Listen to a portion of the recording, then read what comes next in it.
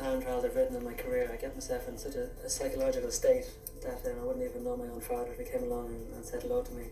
And I think that was possibly one of the secrets to my time trialing abilities. I always go out on the circuit before the morning of the time trial. So I went out on my normal bike. I didn't want to ride my actual time trial bike.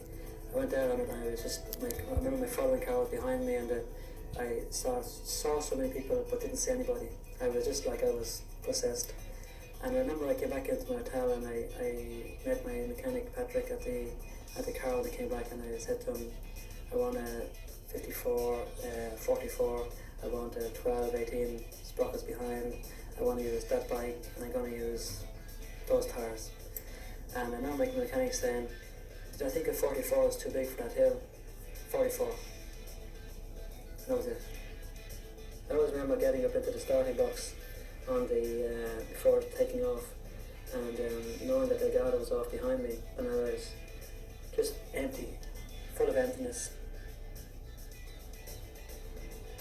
Stephen Roche launched into the most important time trial of his career, starting 2 minutes ahead of Pedro Delgado. I just had nothing else in my mind except every corner of that time trial, and I knew everywhere I was going to gain time, or everywhere I could have gained time, and nothing was going to change my plan.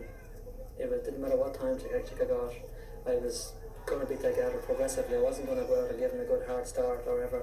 I was going to go out and progressively beat him. And like I was just, until I crossed the finishing line that day, I was just possessed. Perico, as he was known, made his departure, still affording the crowd a smile. He was a very popular man. In his heart, he knew he couldn't match Stephen Roche in a time trial. But could he just get a time only 20 seconds slower? Because then he would win the Tour de France. It became a battle of two men separated on the road by 2 minutes. There was even a third category climb in the middle over the Côte de Val-Suzon. And then it was all downhill to the finish. In all 38 kilometres. The crowd was enormous. But even the rain was beginning to fall. Even the rain was sad for Delgado.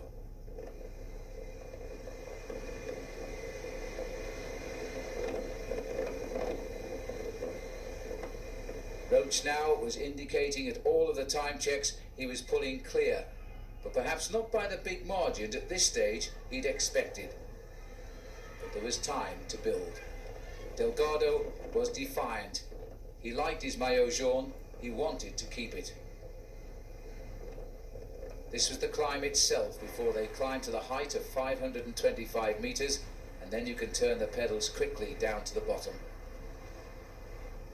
Already, Stephen Roche was the new leader of the Tour de France.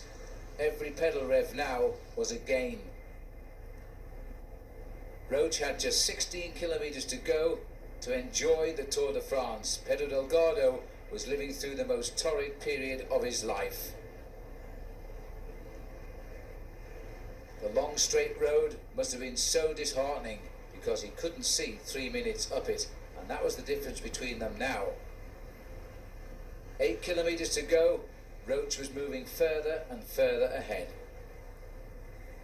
His team car behind, of course, knew it, and they were telling him. It made little consequence now, but Jean-Francois Bernard was ahead of them both by a long way and would win the stage. But for Delgado, he was catching the nasty portion of the weather. The skies were not on his side. One little rise before the plunge down to the bottom. Roche was inspired and being driven on now to win the Tour de France. All the way down the long straight now, Roche knew what the prize was, and it wasn't just the stage victory, it was the victory, the most noted victory in his career. Jean-Francois Bernard was in with the best time, Roche was now in with the second best time, and nobody expected Delgado to arrive with the third best time. Everything that Roche had planned for the last 5 days had worked out perfectly. He defended when he needed to, he attacked when he had to. Now he had done it in the time trial at Dijon, he'd won the Tour de France. Delgado continued to come in. More than 3 minutes had gone by now. Delgado crosses the line, only 7th quickest of the day, and 2 minutes 45 seconds behind Jean-Francois Bernard. More importantly, a minute and 1 second behind Roche. He was now second, behind by 40 seconds. Lydia and Stephen, well, they were happy at least. I think so. The maillot jaune was back on the shoulders of Stephen Roche, and with just the big day out in Paris to come, it was going to stay there. The Eiffel Tower, the greatest sight for any